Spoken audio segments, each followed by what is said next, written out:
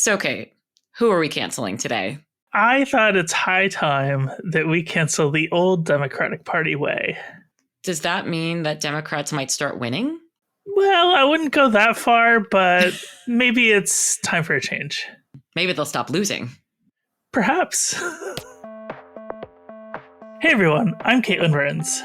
And I'm Christine Grimaldi. And you're listening to Cancel Me Daddy, the show where we take a closer look at all the panic around cancel culture. with thoughtful analysis. And verbal shitposting. Oh, Christine, I think we kicked over a hornet's nest over on Instagram.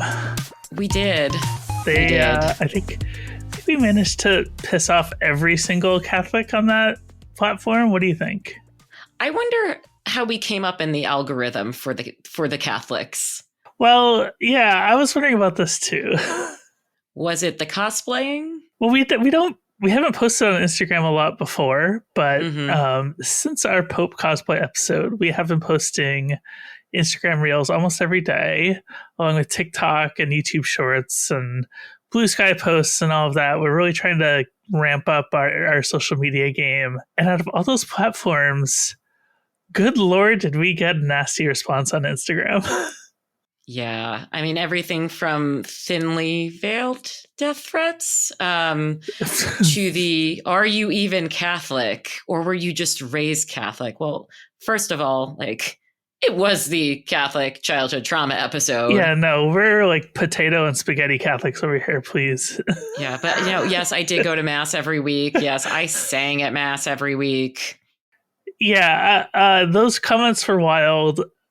There was not a lot of grace given to us. I think people didn't really understand what the podcast was all about and the fact that we're coming at this from a left perspective. But the one that crossed the line for me was the Deus Vult Crusader meme that guy posted. That was scary when you texted that to me, yes. Yeah, so for those who don't know, Deus Vult means God wills it. And it is literally the rallying cry of the Crusades. And the meme was a crusader striking his sword at us. So, yeah, that was not very fun. But we are back again. No meme can keep us down. That is true. And I think that we had a very insightful discussion. Yeah, we have a very exciting interview with Democratic National Committee Vice Chair Malcolm Kenyatta. He was the first openly LGBTQ state rep in Pennsylvania history, recently elected as Vice Chair of the Democratic Party. And he has a lot of thoughts about not only a recent controversy with the party vote for his own position, but with where he wants to see the Democratic Party going forward. And we would like to see it go somewhere because it seems to have really stalled out, especially after the results of the last election. Yeah, let's get into the interview. Joining us now is Representative Malcolm Kenyatta. He was the first openly LGBTQ person of color elected to the Pennsylvania State House. And he was recently voted vice chair of the Democratic National Committee. Malcolm, thank you for joining us. I'm so happy to. Thank you so much for having me. So we wanted to have you on because there's been some, I think, interesting machinations within the Democratic Party that we wanted to sort of unpack with you. And then we wanted to get your ideas for where the Democratic Party should go next as a political party. But first I wanted to get to the sort of, I don't know if you want to call it drama around the vote for your position as vice chair. But recently, it's my understanding that there was a subcommittee that voted to, I don't know if vacate the voting is the right term to use, but basically nullify your election and redo it because of some rules stuff going on. And now it's going to, I think, the full DNC for a vote. Can you just give us sort of the TLDR of what's happening with the vote for your position? Yeah, well, first of all, let me reiterate how excited I am to be with you all. But This is our second attempt at recording this. We had some technical difficulties yesterday that basically ruined my whole day. So thank you for coming back. We really appreciate it. listeners, the three of us just want to keep talking. That's really what it's about. So it's totally fine. But it has been described as drama, and I've been saying this not because I'm not happy to be with you, but on like the least interesting topic to the average person. But obviously, some of these internal machinations have downstream electoral impacts, and that is why we must talk about it. And to me, I've been making this point that the truth is immovable, but the truth also doesn't defend itself. And it requires other people to defend it and to stand up for it and to stand beside it. And that has been my purpose in this whole conversation, to provide people with real context of what's going on and to put ourselves in a position where we can be frustrated by internal weird procedural stuff. But a part of what has opened up this debate and more of the public discourse is that I feel like people have added things in that are completely unnecessary. Even if your end goal is to be frustrated at the Democratic Party, we don't have to create frustrations. We can just live with the frustrations that exist. To that end, on February the 28th, a couple of weeks after the election, one of the people who was running for vice chair as well, who was unsuccessful, filed a challenge to that race. And it has been misconstrued that the challenge is about gender or these other things. It's really not. It was a procedural challenge where she effectively argued that the final two vice chair positions, which we were initially voting for one at a time, delegates of the DNC, after being there for like hours, wanted to vote for two at a time, basically. And she's saying that violated Robert's Rules of Order. That Robert's Rules of Order, which is for people who've taken high school civics or student government, it is the process by which the DNC, state government, Congress, anybody who has fancy meetings, it's the rules that we all sort of abide by on how meetings should be run.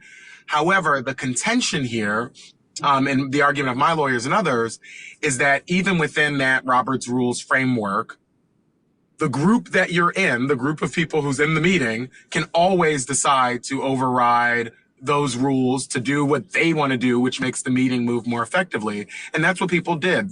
We were in a position where the top three people who won, Artie Blanco, myself, and David Hogg, we were the people who led in every single ballot. And so the will of the voters was clearly represented in the end, but she had the right to file a challenge because in the Democratic Party, we actually do believe in due process.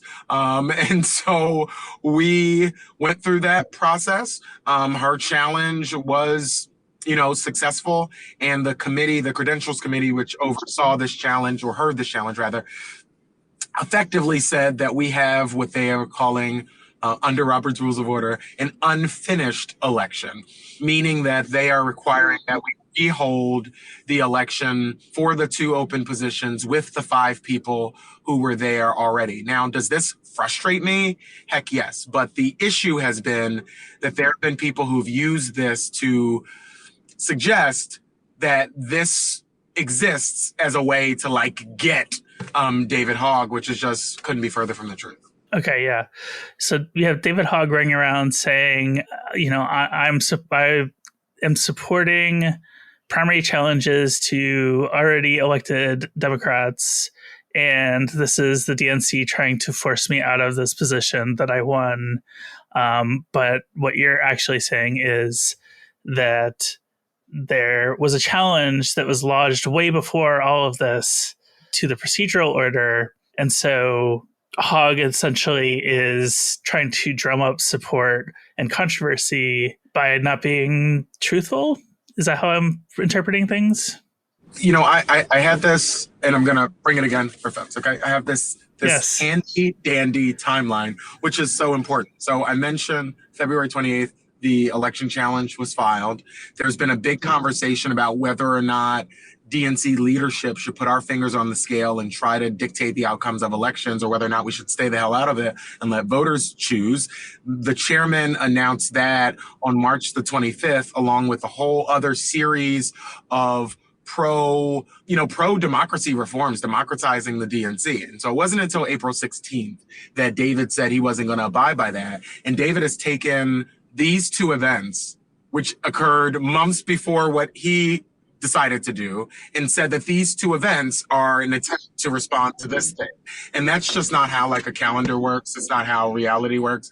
And it's really frustrating that like we can't have a conversation about how the DNC should be better. We can't have a real conversation about this challenge itself, which I think is like an unfair challenge, because everything is being neatly packaged into this box of David is doing this thing that some people are upset with. Therefore, anything that is done, is of course retaliation. And I get how that's a neat story, a neat, easy narrative, but it's just not true. And David knows it's not true. And when he put out a press release suggesting that it was true, it forced me to finally respond after weeks of not saying anything about what he's been doing. I wanted to ask this question yesterday when we were talking about this, and I didn't get a chance to, but do you feel like there's pressure on the Democratic Party as a whole to especially button up and follow procedure here, given how the presidential election went last year when President Biden dropped out and they substituted in Kamala Harris? And I know that a lot of Democratic voters in particular wanted there to be more procedure around that action.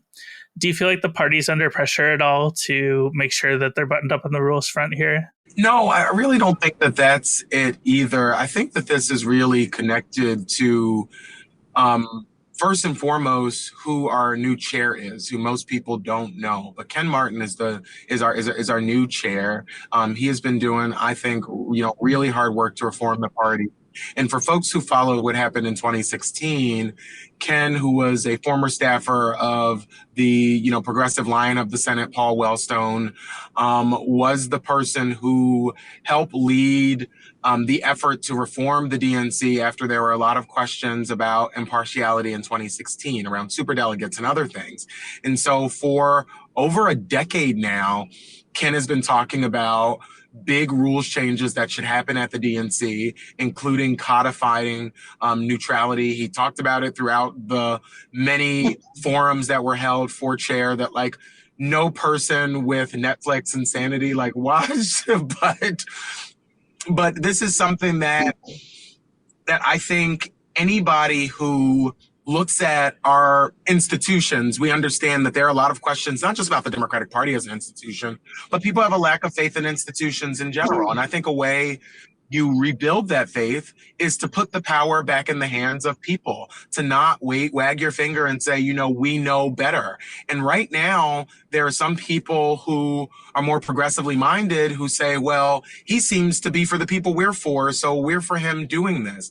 But I would tell people, be careful what you ask for, because there could be in 4 years a DNC vice chair who has a much different philosophy, who believes the party should go in a much more, conservative vision, for example, and who says, well, I'm going to open up a PAC and primary people who I think are too far to the left. And I think there would be an uproar, about that. And so what I think is, even if, I agree with some of David's contention philosophically, and I do agree philosophically, that's not the point. The point is whether or not we can survive, and in fact, whether or not we would thrive as a party if just 10 people, literally we're talking about 10 people, would say that we are not going to weigh in and we are going to allow voters to choose. There are enough voters. We see it in polls. People are upset. People want us to fight harder. I think there are a lot of things that we can talk about today that we are doing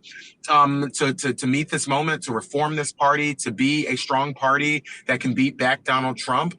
However, we don't need to come into every state and tell voters who their member of Congress is. What we should do as the DNC is to make sure the choices of Democratic primary voters are not only respected, but that then we put all of our resources behind helping them beat Republicans, which is why I'm in this role.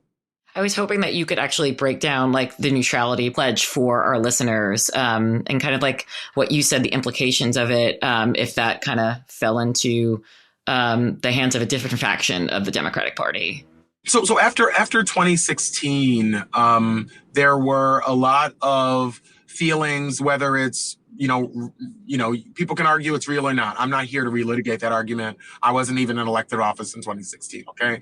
But the point is, there was at least a perception that the Democratic Party leadership was not fair in terms of managing that primary process, which is one of the big jobs we have at the DNC, is to, manage the presidential primary process. The DNC, contrary to popular belief, does not manage the primary process as it relates to, state or local, offices. But we do have a big say in sort of planning the debates, deciding who gets on the stage, the delegates election process. All of that happens for the president at the DNC. And there was a perception after 2016 that people were putting their fingers on the scale for their favorite candidate. And out of that came, an uproar for folks to see the DNC go into to be positioned in a way where we're putting power in the hands of voters. I agree with that. And so there's been a bylaw that was passed that said we aren't going to weigh in presidential primaries, I think in 2017. Chair Martin was clear throughout his run for chair that he wanted to extend that bylaw to say we would not weigh in on any races. Numerous state parties, Democratic state parties actually do that. And again, because this is complex, a lot of people's eyes glaze over and they don't understand the nuance, but the DNC does not run the state parties. The state parties are separate entities that have membership within the DNC, but numerous state parties also did that, including Minnesota, where Ken is from, that the party does not weigh in on primaries. And I think there's a good reason for that. I think people are sick of the perception or the reality that there's smoke-filled back rooms where people decide who the nominees are going to be based on their view of the world, instead of having a truly democratic process where voters decide who they want the nominees to be, and then the party infrastructure is mobilized to support that result. And I think that's what we ought to do. Well, thank you for breaking that down, because I feel like it's something that maybe the general public doesn't understand. And even like us as, congressional reporters, it's a whole other procedural bag. It truly is, and we're dealing with it every day. But to just end this point, I will just say that I am not against robust primaries, and I've said this in multiple interviews. The DNC can't be an incumbent protection racket. Okay, I'm not here to defend any incumbents. I'm not here to say people who want to run in a primary shouldn't run. One of the first events I did, I think the first event I did after I was elected, was in my personal capacity, but I went and did an event for Run for Something, a virtual event for people who are signing up to run for office, young people specifically who are signing up to run for office. That is important. I mean, I literally have a whole documentary that you can go watch right now on Apple TV called Don't Wait Your Turn, about my run for U.S. Senate against John Fetterman. So I have a real record, not just in supporting my own campaigns, but in supporting other young candidates in my generation and folks coming behind me, because I understand the power of us giving voters choices and of putting forward a serious view of what the ideas that should drive this party should be, and having voters sort of dictate that. But once you're in this specific role that I'm in, I can't be doing that. And I think it's been conflated that, people want that us in Democratic leadership want leaders we deserve to stop doing what they're doing. Leaders we deserve can do whatever they want to do. Just like Emily's List works to elect women, and Victory Fund works to elect LGBTQ folks, and Collective PAC does that for Black candidates. That means in some instances, they're going to be running against incumbents, and nobody here is trying to shut down those organizations. In fact, they are an important part of the Democratic Party ecosystem, but it's their job to do that and weigh in the primary space. It's not even that it's our job or not our job. It creates a really nasty precedent that I don't think we should repeat. Yeah, can you explain exactly like what the vice chair role is within the Democratic Party? It really has ranged. You've had vice chairs who've like done a lot, like Donna Brazil, who was interim chair of the party on 2 different occasions. She was a very involved vice chair who a lot of people I think still know. And then you've had vice chairs who haven't done much. So it's really ranged over the years. I've been a vice chair who I think has done quite a bit in 111 days, I guess it's been. I've been to 8 states. It was supposed to be 9, but Sean Duffy is not doing his job as transportation secretary. So my plane to New Hampshire was canceled the other day. But nevertheless, I've been to 8 states, done like 3 dozen events, fundraisers, town halls, and been working on the boring stuff inside the party in terms of, hiring and all these different things that we need to do to build out the infrastructure for us to take our message to reach everybody who needs to hear it, which is everybody. And so that's the work that I've been doing. And for me, even though it is a job where I do not get paid, I'm a complete volunteer. It's a job that was very important for me to possibly take on. Before I ever ran for office, I had run a citywide campaign here on the staff side in Philadelphia. One of the youngest people to ever do that. I then ran for state representative, as I mentioned, ran for U.S. Senate. So I've run statewide, I've run federally, I've run at the state level, I ran a campaign at the local level. And so I felt like I wanted to get the party, to shake the party out of this mindset where we exist to just elect a president every 4 years, and to get us focused on the fact that there are elections every 6 months here in Pennsylvania for something, and that there are people who are running for positions that don't get the attention, but the impact of what they do is deeply pronounced, from your mayor to your state rep to your county commissioner.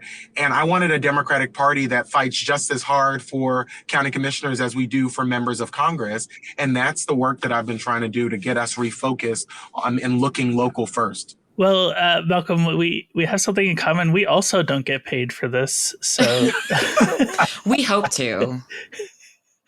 That's why everybody listening should go subscribe to our Patreon. I wanted to ask, we didn't just want to go over what's happening with your vice chair position, but we also wanted to get your vision for the future of the Democratic Party. I don't think it's a secret to anybody that this is a low point for the party, at least in recent years. In my memory, it's been a while since Democrats haven't had some control over either one of the branches of Congress or the White House. And certainly, I'm a trans person. I understand the state of the world at the state house level across the states, and how much Republican control there is. So my question to you is, what do you want to see the Democratic Party do over the next 5-10 years to win back not only the trust of the voters, but to start winning some general elections again? Yeah. So, thank you for saying that. And thank you for saying in particular, what we do over the next 5-10 years, because we are, right now engaged in a strategic plan, thinking through exactly that, because we can't be thinking election by election. We have to think deeper. We have to think more long term. But for me, that work that we do has to be grounded in a mission. And your mission is ultimately what your message is to people, because your message is just reiterating what your mission is. And to me, it's very simple. It's 3 words: make life better. I think that is the whole mission of the Democratic Party. It's the reason I'm a Democrat. And frankly, I think it should be our message to voters that everything we are doing is about how we make life better for folks. I think that we must talk about how we make life better for the American worker. To me, that looks like passing the PRO Act. So it's as easy as possible for people to join a union, to advocate and to negotiate for higher wages, for better benefits. I think we need to give people a raise by raising the minimum wage to at least $15. And that not only helps people who aren't making minimum wage currently, but it also raises the floor for everybody else and lifts the ceiling. I think that we need to make life better for our young families. That means giving people the ability to buy that home, building more homes in the first place so that there are homes to buy, and also putting people in a position that if you want to start or expand a family, that you can do so because you can afford it, because childcare is manageable and affordable, because you have paid family leave. Doing all of those things measurably, materially makes people's lives better. And I'll make one final point about our seniors.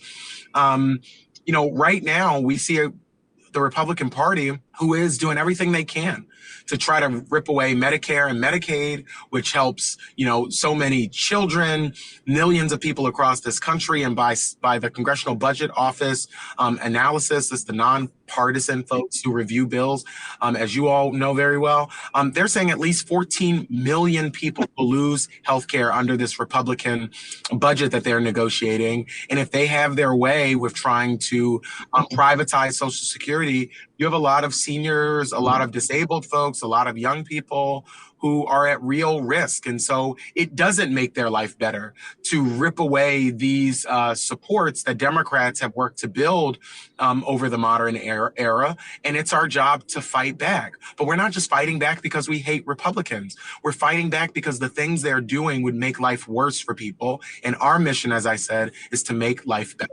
I think that, Kate made a really salient point about, we want to win elections and we want to win back voters. I want to know how bodily autonomy, how trans rights, how abortion rights, how rights for disabled people fit into all of this. Because I have to say, this kind of, whether you want to call it machinations or, kind of manufactured drama aside, David Hogg went on Bill Maher the other day, and I about lost my mind when he said that we need to win back young men who want to get laid, when I feel like there are so many, rights of people on the line that we are kind of living at the expense of, the young men who want to get laid. Like, for instance, how would one get an abortion if one needed one after being with the young man who needed to be laid? So I think, but I really like, as much as I kind of, a little facetious about that, I'm kind of thinking, who is a Democratic voter, or who are the people who could be Democratic voters, and how can we get them, or how can, you all get them without pandering to kind of like this imaginary, I don't know, like cis white man dude bro, who like leaves us all behind with our rights and like our futures. I think a part of how we do it is by talking about what Dr. King called the beloved community. And here's what I mean by that. When one person's rights are at risk, when the basic American idea of freedom is at risk, if it's not your rights that are being targeted right now, history is a guide, and it will tell you that your rights will be targeted next. People who want to be in a position where they make all of the decisions for all of us, a small group of people who get to go and make all the decisions of all of us. A part of the way they sort of orient us to that idea is by creating a problem that is not really a problem, that only they can solve to prove how big and tough they are. When you have a group of people, my dear friend Sarah McBride said something the other day when we were talking. She said, when you have a group of people who want to target the smallest group, in this instance, a lot of attacks against trans folks right now, a small group in terms of population, and particularly a small group in terms of the specific entry point into the conversation, which has been sports, it is because they have no ability to solve the actual problems that exist in your life, but also because they want to pick your pocket. If we can have everybody arguing over here about this thing that's not a real thing, then it allows them to get away with ripping away things that are real fundamental rights. One of those fundamental rights is the right to choose what the hell to do with your own body without people needing to get into a room, and debate it. And I say to people who, don't understand why this is such a big deal, I really am happy. And I don't mean this, tongue in cheek. I'm truly happy that you have never had to wait on the edge of your seat to see if the Supreme Court is going to uphold or rip away something that is fundamental to you. I'm happy that you don't know what that feels like. But I don't want anybody in this country to know what that feels like. I don't want anybody in this country to be waiting for a couple of unelected judges sitting high and mighty to determine whether or not they can live with the freedom that America's really, built on. I love the title of your podcast, in part because I think as we've had this conversation about sort of cancel culture, a part of what people are bucking up against, right, is this idea that I should be free to say what I think, that the government should not be trying to dictate what I think. I also think the government should be trying to dictate what you say and what you do, and certainly what you do with your body. And so we're in a position right now where people are rhetorically asking, who are the Democrats willing to throw to the quote unquote altar of electability? And I would just ask them, who should we give up? Who is worth throwing away?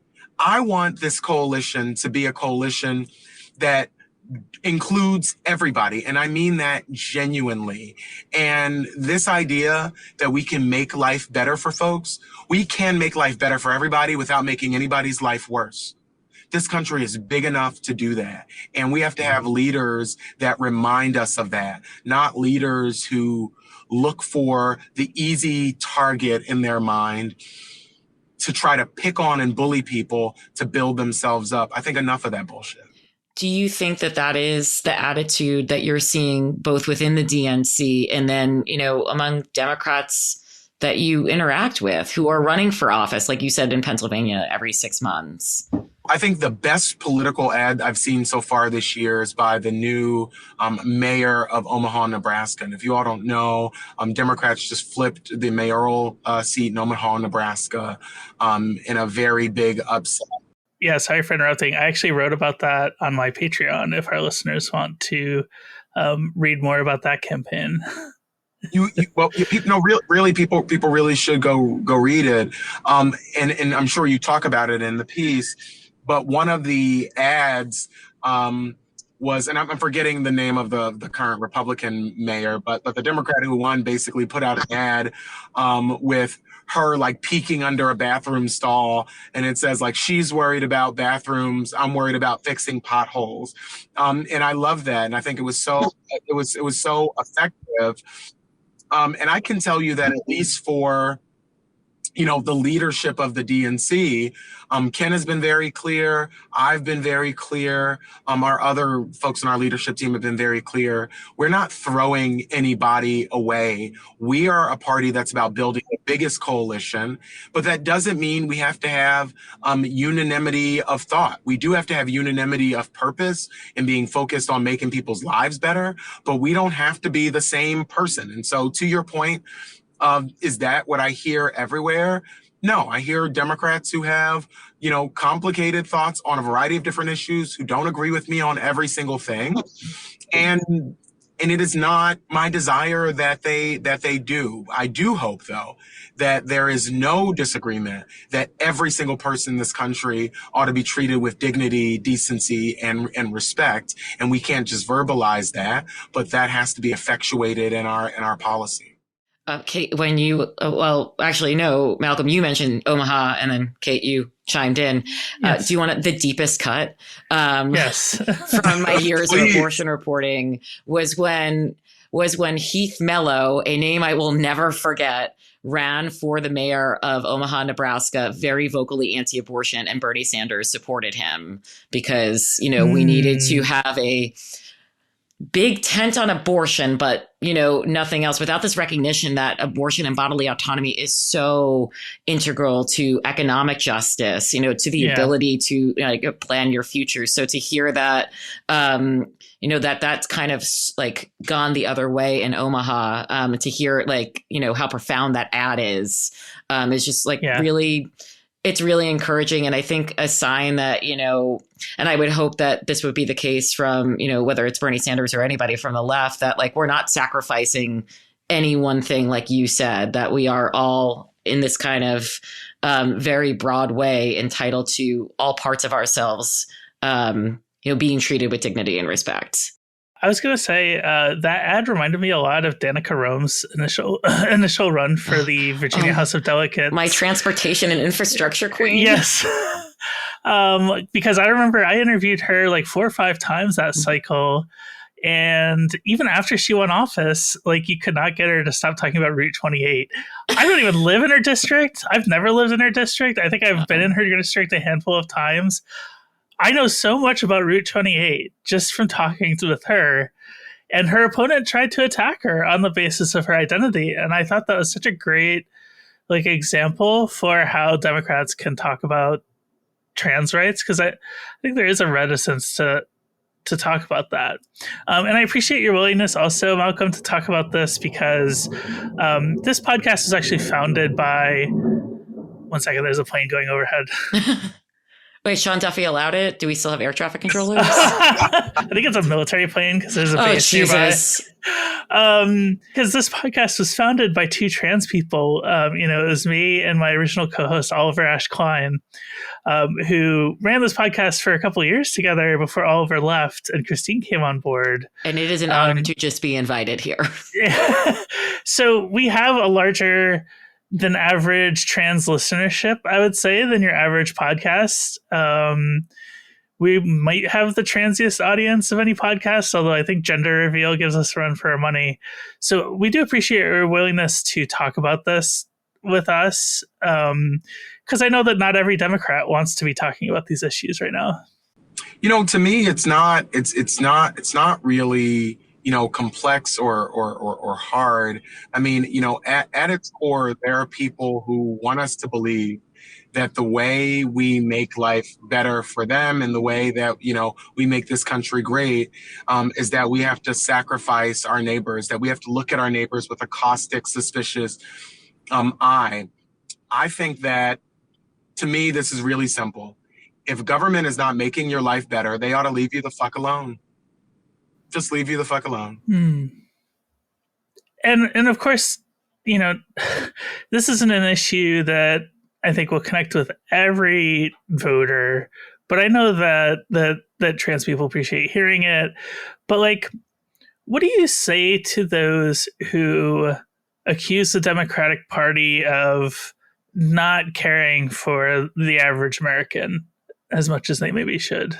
I think that that's wrong. I think that certainly, with a party that's this big, it is very easy to find some influencer online who says they're a Democrat and then ascribe their views to the broader party. It's very easy to find a politician that makes a vote that you don't like and ascribe that to the full, Democratic Party. But what I would say to people is, if you want things to change, you also have to allow things to change. I've only been here 110 days, I think I mentioned. And I mentioned how we have, Ken Martin, who, helped lead the party, overhaul and reform efforts. I think my election and David's election is a reflection of a Democratic Party that also recognized we need to elect younger people to serve in leadership of our party. And we elected, a Latina. We elected a Black woman. We elected a young Black gay man, a woman, an older man, a young white guy. We elected, if you look at our party leadership, it reflects the country. And I think a part of what that means is that, certainly we're going to reflect some of the debates that people are having. But I do think what we all do every single day is try to move the needle in a direction that makes life better for folks. And I just would make this point that I've been making a lot as well. I do think the Democratic Party is self-reflective. I do think any challenge issue that exists in the party, I promise you, somebody has written an op-ed about it in the New York Times or Washington Post, wherever the hell else. It has been written. The Democrats suck in this way. The Democrats suck in that way. I've written a few of them. That's totally fine. And probably based on what you said, it could be totally fair. But I make this point that going on TV by itself or wherever and saying we suck doesn't change anything, actually. But in this media environment, I think there is a real incentive to go and crap on Democrats. I mean, I think beyond baseball, I think the American pastime is like crapping on Democrats. And we get involved in it as well, when I think we ought to stand up for ourselves. I mean, as we're having this conversation, the U.S. credit rating was just downgraded for the first time in whatever, and it has barely been discussed. Yeah. The Democrats the last 4 years led the single strongest recovery out of COVID of any country in the world, and people want us to somehow apologize for that. I made this point when I was running for DNC vice chair. I'm not going to spend 4 years apologizing for being a Democrat. Yes, we have our crap, but I am not spending all day, engaging in this same sort of iteration, kick down on the Democrats. I don't think it helps us address the real issues we have. And frankly, some of the arguments I think aren't fair. You mentioned the media and the media environment facing Democrats right now. And I am first and foremost a media critic, and I think there's a lot of issues with how politics are being covered these days. But as a party, how are you as the Democratic Party countering this media environment that we're in right now that seems to let, Donald Trump off the hook for everything while also bashing Democrats? A part of it is you go everywhere, right? You don't abandon these spaces, no matter how unfair, I think the coverage is. I mean, I was literally on Fox News yesterday. Mainly they wanted to talk about, the internal Democratic, machinations, but I obviously used that opportunity to talk about the fact that in the middle of the night, Republicans are ripping away healthcare to pass on that money to billionaires, to try to make sure there are some people who, know that. And literally while I'm sitting here talking to you, I have some incredible fans that are calling me, cunts and other beautiful language. I'm getting the alert here. I get not the reclaimed kind. No, not the reclaimed kind. But anyway, all that to make the point that, you go everywhere. That's the first thing. But the second thing is to recognize that legacy media is not how the voters who we need to reach are necessarily getting their news in the first place. And so we have to go to where they are and communicate in the ways that they want to communicate and reach them in ways that make sense to and for them.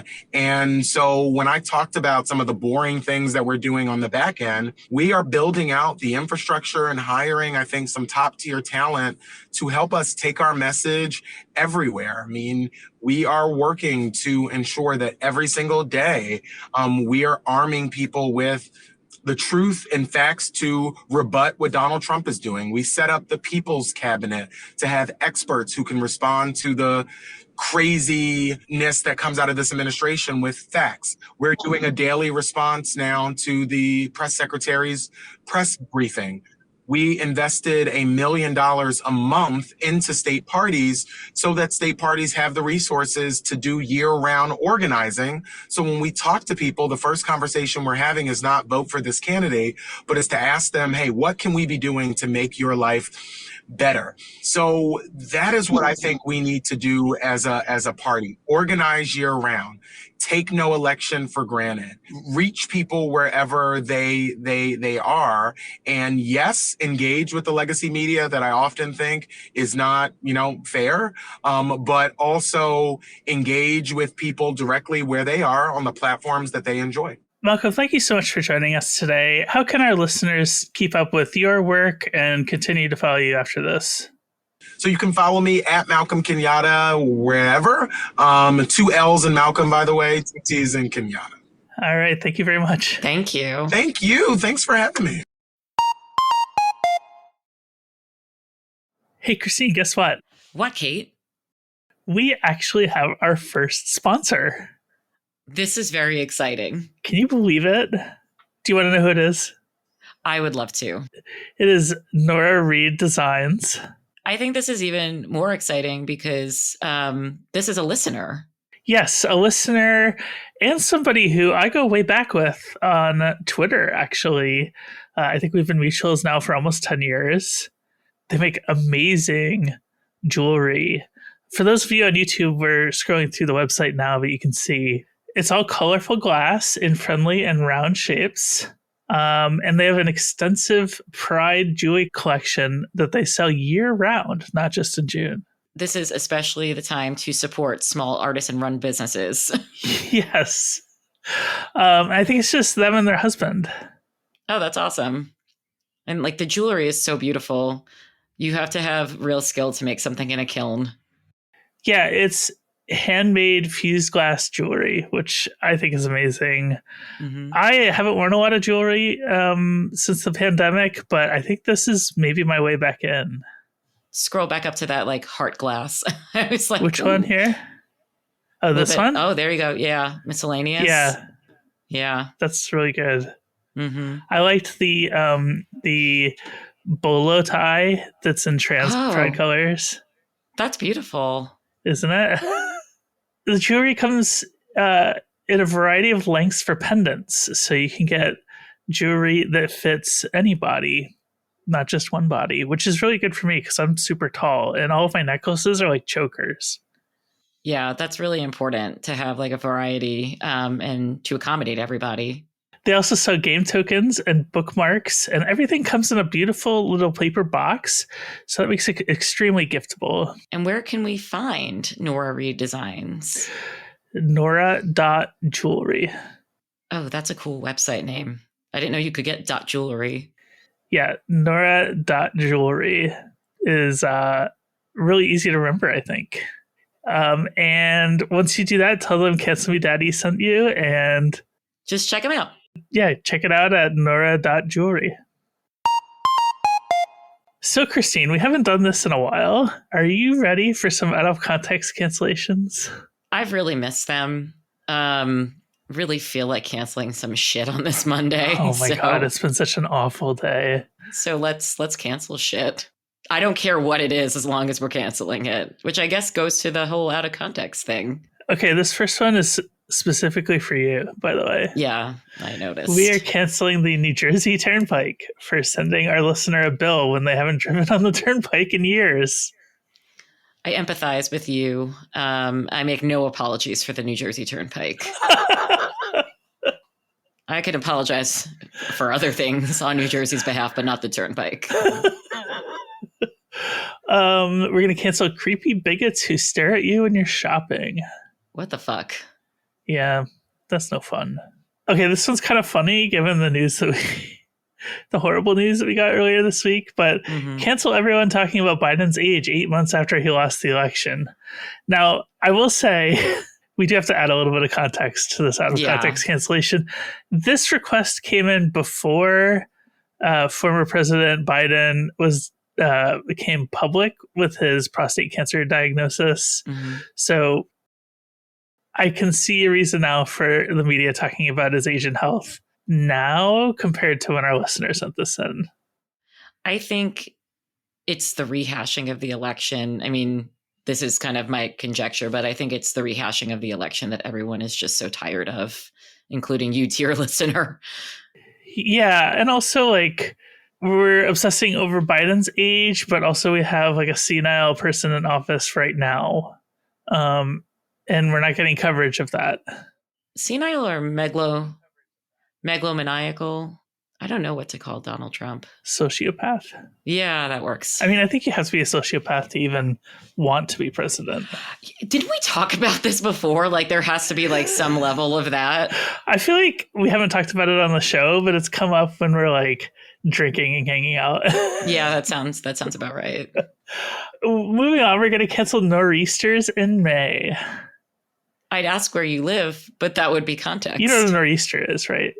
Yes. Of course you do. You're from New York, New Jersey. Mm-hmm.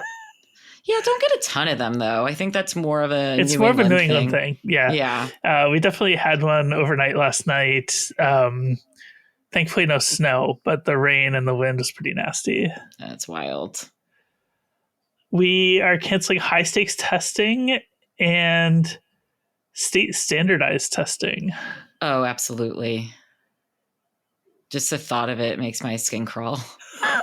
Earlier this year, I got to write for the MSNBC Election Day blog about the death of the MCAS, which is the Massachusetts comprehensive assessment.